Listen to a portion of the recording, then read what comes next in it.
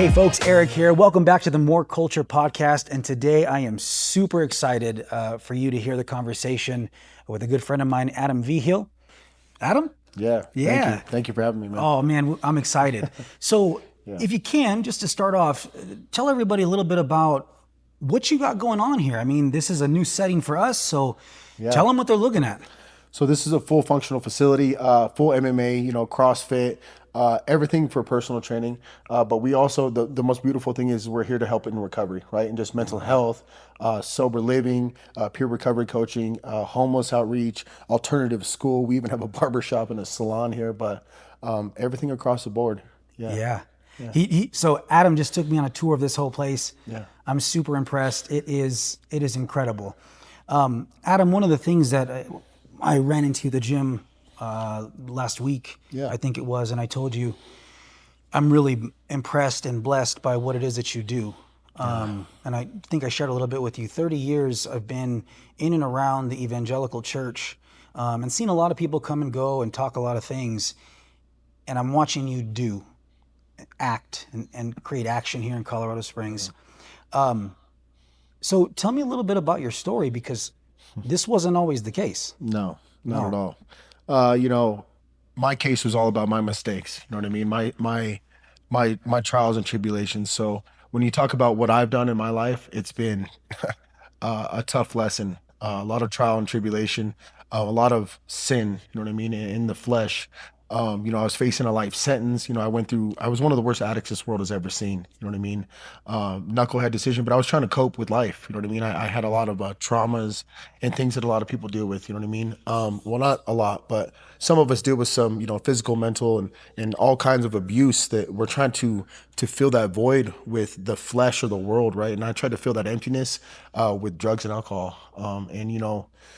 Man, it's like I said, I get emotional even thinking about it. How far God has brought me from all that pain. From the mess to the message, from the trials to from the test to the testimony. I've just seen God working in through my life more than I could ever imagine. They say Ephesians 3:24, more than you can think or imagine. I didn't have no idea that this was going to happen. You know what I mean? I was facing a life sentence in 2017 and just asking God, I will be obedient to whatever you call me to do. And I just want to have a ministry and serve. Just give me a chance to serve and make my rights or my wrongs right. And I had no idea that this was, and I'm still, I walk into this building, I see all the kids that are in here, and it blows me away every single day that I have the opportunity Yeah. to do this and serve at this capacity. Yeah. Because in my life, there was nothing but violence and alcohol and addiction, and a lot of pain and sadness. But God has brought me from that, and I've been blessed to be there. So when you talk about a lot of pain and sadness, tell me a little bit more about what you're talking about, because I'm sure a lot of people in our time can relate. They all have stories. We all have stories. So tell me a little bit about the feeling that you had, and then kind of the pivotal moment that opened your eyes to Christ, that became the shift. Well, there was like little breadcrumb trails of God within my life. You know what I mean? I remember sitting in a juvenile facility, facing time, and I remember sitting there, not having my parents, right? And there's for those of you that know, like just feeling alone, and that I didn't deserve love, right? And I didn't deserve anything. I felt God's presence, like He was sitting right next to me. You know what I mean? And God was just so present, and I felt where I felt so much emptiness. I didn't have my parents, I didn't have my family to be there for me. I felt God. You know what I mean? And I feel like He's never left me. I didn't know who He was, but He was always there for me, right? And my parents didn't really teach me about a relationship with Jesus Christ, right? I knew who God was, but I didn't have that personal relationship.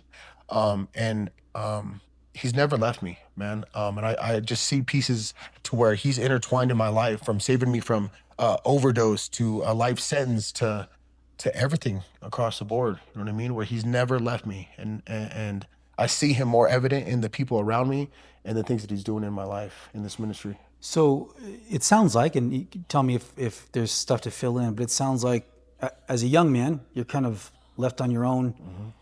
You're running the streets. Are you here? Are Yeah. you here in Colorado Springs when this is happening? So I was born and raised in Denver, yeah. Okay. And so born and raised in Denver, and man, I just was trying to find my place. So growing up in Denver, trying to find my place, trying to find my family, so to speak. You know what I mean? Mm-hmm. My interactions with my dad was more of a friend versus a father and a son, right? And all I wanted to do, he was like my God, right? And I just wanted to make him proud in everything that I did. And when I failed at that, I felt like I had no self worth. You know what I mean? Mm-hmm. So him and I, we would drink a lot back in the day, and there was a very different dynamic to his and I's relationship, right? Yeah. There was a lot of, violence in that, right? And so to get his approval, I would get into fights. You know what I mean? I would drink, I would do cocaine, and I would do all these other things. And those mistakes got me into a lot of trouble. So I got into the system when I was young, and I got committed to 2 year sentence, 2 year sentence, and I got pulled farther and farther away from him, and more into the flesh, and more into trouble, selling dope, gang banging, and all the other things of the world. And yeah, before you know it, I was facing juvenile life. You know what I mean? And this is before I even got into my adult sentence. So you were facing a life sentence as a juvenile. Right. Yeah. Okay. So so tell me how the introduction for you to Christ came, where the light turned on and something shifted. Well, I knew who Jesus Christ was. I knew who God was, right? But that personal relationship was not until I finally surrendered when I overdosed when I got out of prison. You know what I mean? Um, and I really got to know who He was. It was more of a I'd leaned so much on my own, Proverbs 5:6, lean not on your own understanding, but lean into Jesus Christ in all His ways, right? And I knew that God was so evident in my life. So I'll take you back through a story before I went Yeah. to prison, right? So I was in the flesh, going to strip clubs, that's all I knew, and doing all the things of the flesh, right? Drinking. And I remember my dad was saying, let's go out tonight, let's go party. I'll drive, or you drive, I'll buy, right? And I remember I pulled up to a stop sign, and this is the first time that I felt the presence of the Lord ever in my life, right? And I was texting all the people after the gym, like, we're gonna go out and party. And so I pull up to a stop sign. I can remember right now. And I pull up to the stop sign. There's a church next to me and a park in front of me. And the Lord said, "Your way or my way." And I knew what that meant. Either get sober now, pick up your cross and follow me now, or it's His way, right? And that's I didn't know what that meant, right? And I felt chills all over my body. So the car behind me, I was at a stop sign, they honked, and I drove off. I'm like, your way or my way, what does that mean?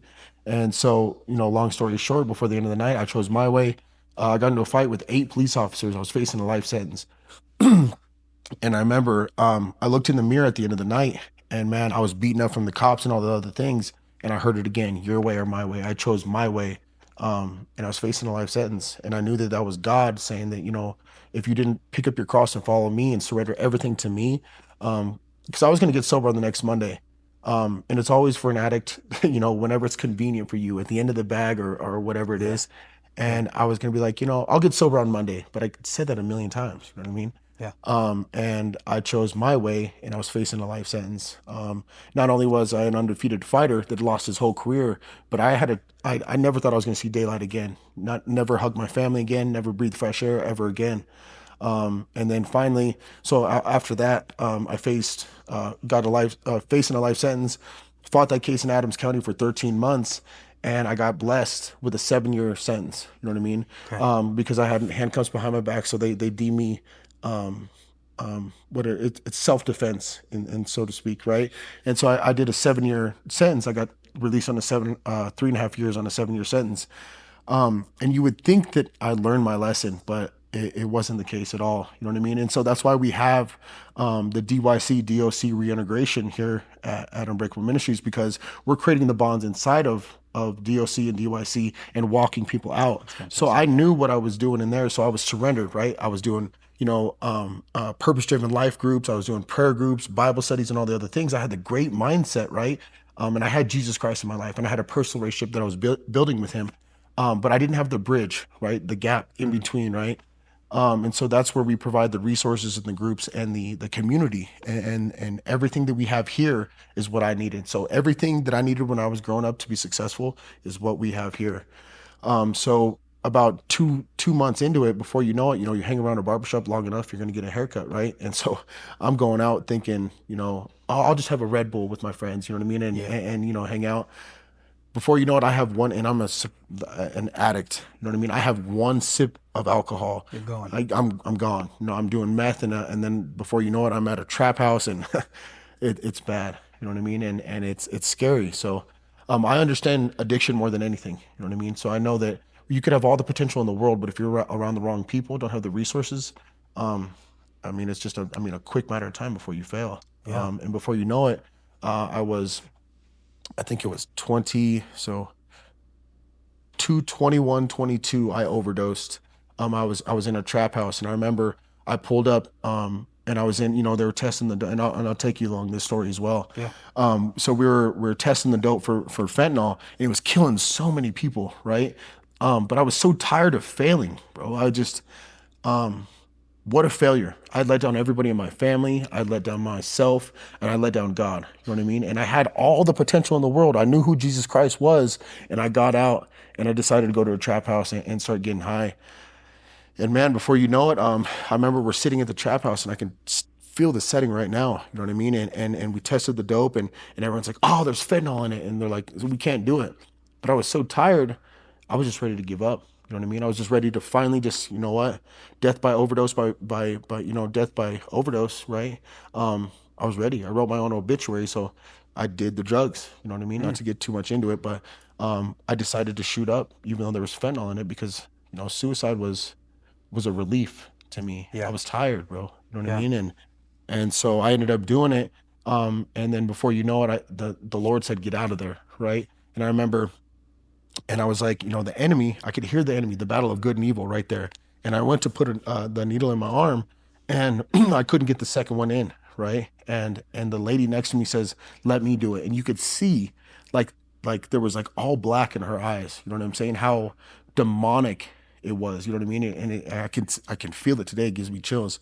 And she's like, "Let me do it." So she was trying, and she was like growling to get a needle in my arm. But as a kid, it was like a little childlike inner me that just was ready to give up. You know what I mean? Here, go ahead, take me out the game.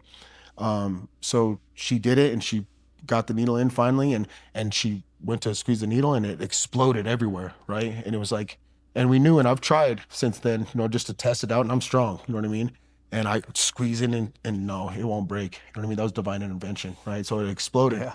and the Lord said, "Get your stuff and get out of there." So 2 miles down the road, I remember I get in my truck. I left everything there, and I overdosed behind the wheel. And so it was not your way or my way. I remember I got up, and there was my nose was all bloody because I hit my head on the steering wheel, and there was vomit everywhere. And I remember I just felt the Lord, and he said, "Death or life." It wasn't your way or my way. It's death or life. And it was on 2/21/22 that I overdosed, and I chose life and sobriety that very day. And 2/22/22, I've been sober ever since. And that's when the Lord took over, and what a blessing. Um, yeah, yeah, Yeah. yeah.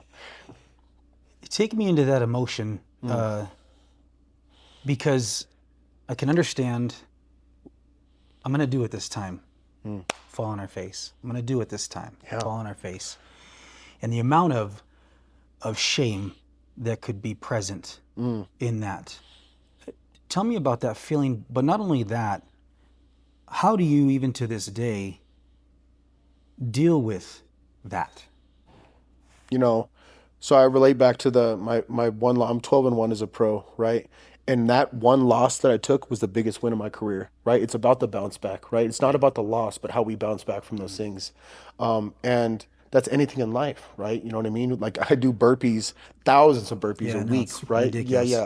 yeah. And it's the art of getting knocked down but getting back up again, right? And knowing that, like, but see, the component to that you said is shame and guilt, right? Man, I failed again. Like, how could I? You know what I mean? I knew better. You know what I'm saying? But that's where grace comes in. That's where God comes in, and He shows you that love that even in my sin, and I'll talk about this just briefly, but I was such an addict that I would get on my knees. God, I don't want to be an addict anymore. I would do the drugs, and then I would cry afterwards. Yeah. I just was so trapped by addiction and shame and guilt that there was no other option. It didn't make any other sense to me, but I knew I needed God. I couldn't do it by my own powers, so I had to surrender everything to God. And man, and shortly after, I was like, God, I'd get high, after being on my knees, like, God, take this addiction from me. I feel so much shame and guilt that he finally delivered me from those things. And I cold turkey off of everything: fentanyl, heroin, meth, and alcohol. All, those four things that they say that you can't cold turkey from, that you need to come off of medically. But this is God, you know what I mean? And he saved me from those things. But to circle back to what you were saying, man, it's doing it alone is one of the toughest things in the world. That's why Yeah. we have such a community. The opposite of Yeah. addiction is community. And that's what we have here. We want you to know that you're not alone. We have resources. We have people that have been through it, and understand the pain that you're going through, the guilt and the shame, and you're not alone. And we can help you. We have the blueprint to your success.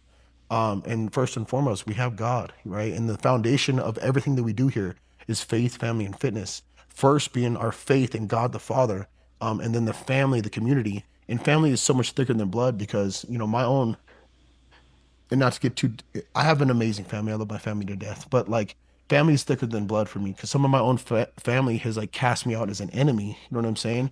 My family's the kingdom. My family's right here. You know what I'm saying? So Yeah.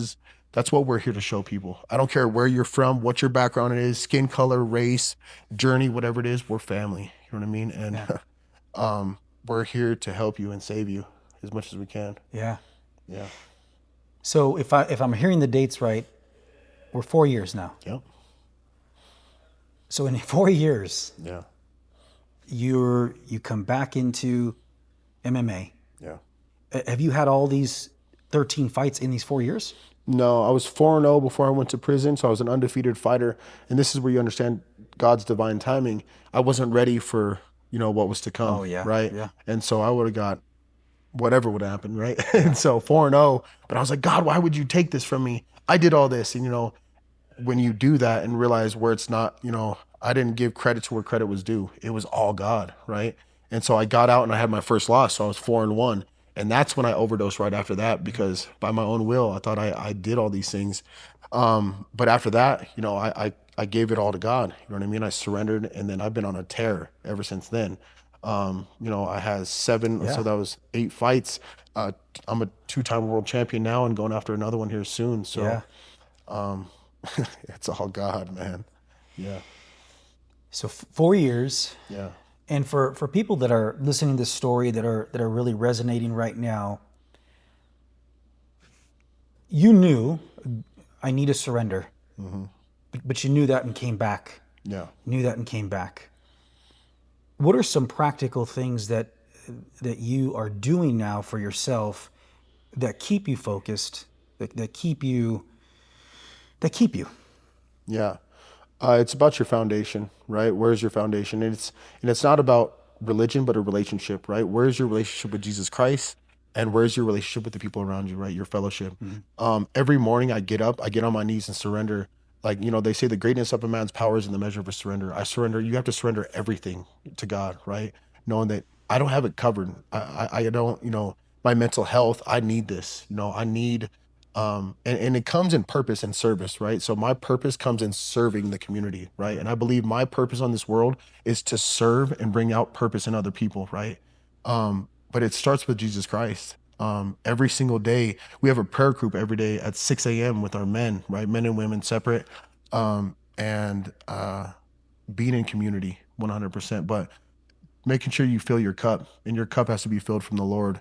The world's going to try to tell you things that you can't do it and you're not enough and all these other things and you're a failure and make you feel that shame and guilt, and you got to quiet that noise. You know what I mean? I'm sure there's a lot of people that are listening that can relate to that, Oh right? yeah. Like, I don't deserve this and I'm alone. I'm the only one dealing with this. I don't deserve this love. I don't deserve this community, but you do. And you need this. You know what I mean? Yeah. So, yeah. So because we're human beings Yeah. and we still are going to have our struggles to the day that we go home. Yeah. Share a little bit about some of the things that you, if you're willing to, share a little bit about what you'd like to share about your own struggles. How quickly do you get back on track? Because we all still stumble every day, and I think that's what Yeah. sometimes people forget. They hear testimonies Yeah. and they hear the grandiose of it, Yeah. and they forget, or they don't get to hear the day to day that there still are failures in certain ways. There still Yeah. are setbacks, and how does one keep going in that? A little bit of that. So, and I'm transparent as ever. You know what I mean? I struggle every single day and I'm in tears pretty much every single day knowing that I'm a mess. You know what I mean? Yeah. And by my own works, I don't got it figured out. I need God and I need community. You know what I mean? And um, I fail. You know what I mean? And I have thoughts of going back to certain things, and I'll share something very deep on this last one.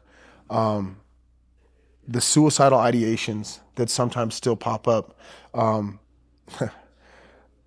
so I get emotional talking about this every time.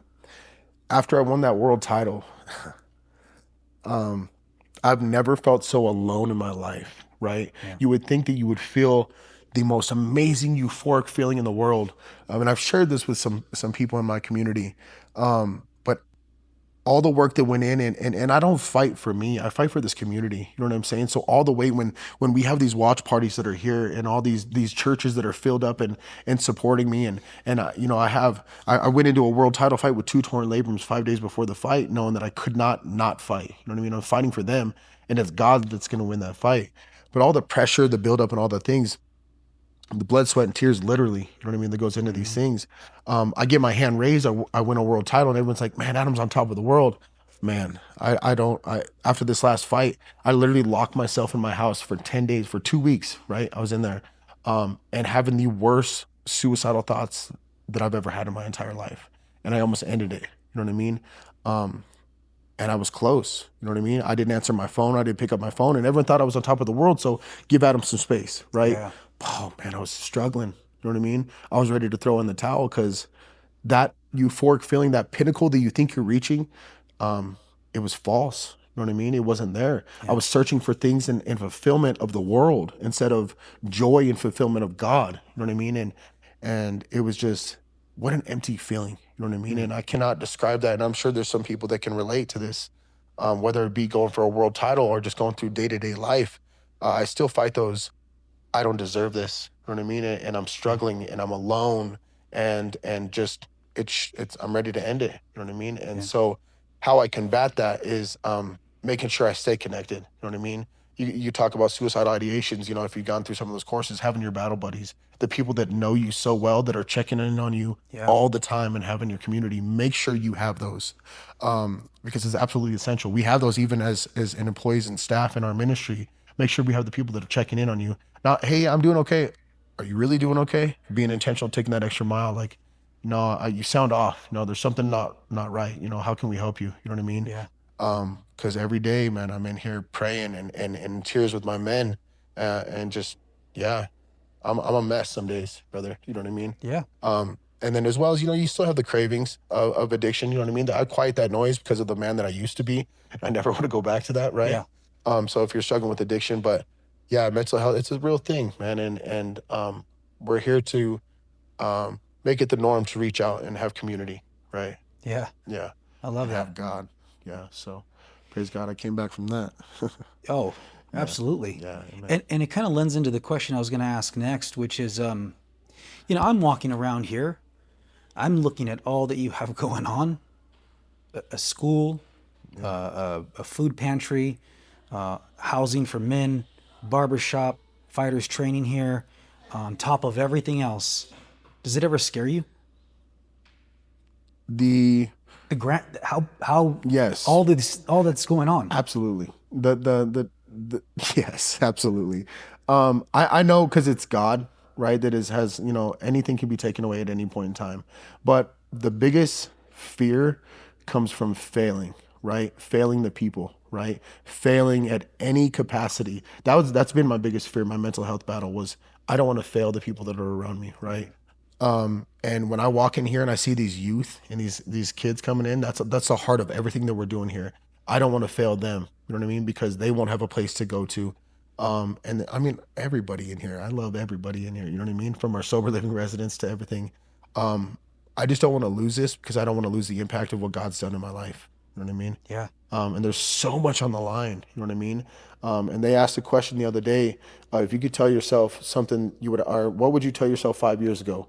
And it's don't give up. No matter how hard it gets, don't give up. People are counting on you, and that resonated with me. That even just saying it again, no matter what you're going through, there's people that are counting on you, and you're loved, right? Yeah. Yeah, So, number one, thanks for sharing.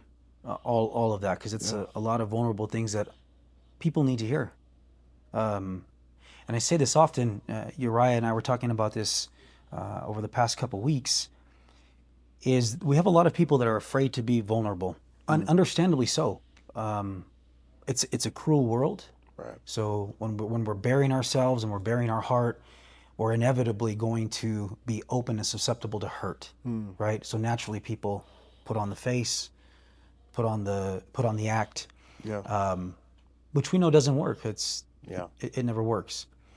So thank you for sharing all that, because I know I know for a fact this is going to impact a lot of people in a really great way. Amen. So we're here now. You're 4 years. You everything that's going on that I've mentioned, the barbershop. Tell us a little bit more now about how you're impacting this community, what you want the people of Colorado Springs, or even anybody who might be hearing, Yeah. who needs what you're doing. Tell them what you're doing here, what you're looking to do here, and what you hope they take away from this conversation. Well, to touch on the first part of what you just said, that transparency is what set me free, right? Hmm. And that 100%, I've never felt so free in my life knowing I don't have to put on a mask and be somebody for somebody else, Yeah, right? And that's when the whole world changed for me. You know what I mean? I could be real with my flaws and my mistakes. And that's probably somebody's blueprint for their success. You know what I mean? And yeah, we're in this together. And what we're doing here, man, this is just the beginning. I promise you that. You know what I mean? We're just getting started, yeah, and I get excited. You know what I mean? So, yeah.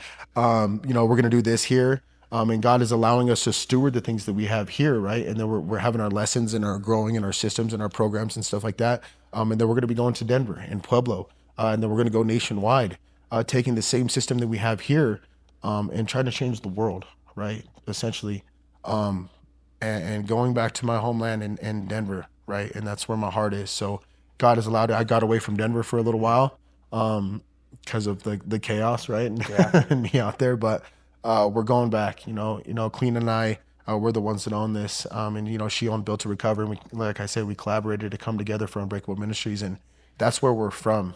And we want to go back to Denver and change the game out there. And as well as we know there's a need in Pueblo, and we're on our way. So this is just the beginning, and what we're trying to do, or what we will do in Jesus' name, is go to Denver, and make this exponentially bigger and more. We're just so many lessons that are in this Sure. right now, right? Yeah. Yeah. And we're exciting with the right people that we're coming into partnership with, and that have on board, that have the right heart posture and the right fruit to do what God has called us to do. It's been a learning lesson, but we're growing quickly.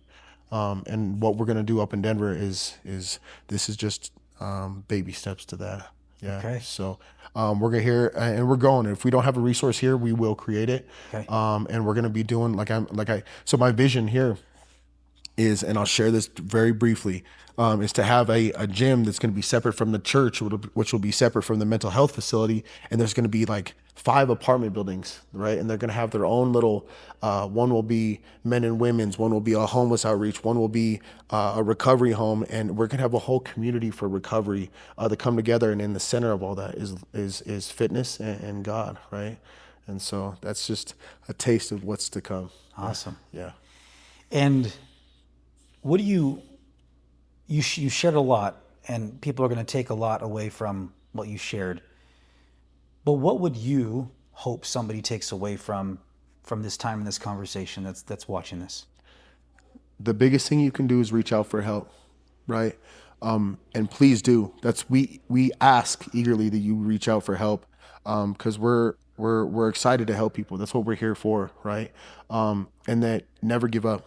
You know what I mean? I promise you, where I've wanted to end things again and again and again, there's people that care and that love you, Hmm. and you are absolutely loved. And we're here to pour into you, right? And there's nothing that you've been through or that you've done that we will shy you away, right? And we're here for everybody, everywhere. You're not, there's nothing you've done or will do that will keep you away from this building and God's love. Yeah, Last, do you have any needs? Like, you never know who's watching this. yeah. Are there needs that you want to share for what you're doing here? Man, we're always number one prayer, right? We need a covering over this building like never before, right? People or spiritual warfare that needs to come over this building. We need a covering and people that will intercede over this. Um, I mean, the power of prayer will overcome anything, and God is the provider that will give us anything that we need. So really, we've been so blessed. God, this is all God. You know what I mean? So we could use anything, but prayer is everything to us. Yeah, Okay. yeah, Well, folks, yeah. I told you you would. I told you why I was excited about this interview, and hopefully you are too. If you have need, if something that Adam said today sparked you, we want you to know where you can go, who you can reach out to. Adam, can you share the easiest way to get a hold of you or to Yeah. get a hold of the ministry here and the things that you're doing here? Yeah, so we have our man, I don't have the number offhand, and maybe we can put this in the link, Yeah, the website for and sure. then the phone numbers and stuff like that, so you can get a hold of us. Unbreakable Ministries on Instagram and on Facebook. Reach out to us, or on my Instagram personally, Adam Vigil 8. But we'll put the links if we can Yep, inside the comments and absolutely. stuff like that, and then get a hold of us or come by the building at 124 Delaware Drive in Colorado Springs, and we'd be happy to help you. We'd love to. Awesome. Yeah, thank Well, you, brother. thank you so much. Yeah, Yeah. thank you. Yeah.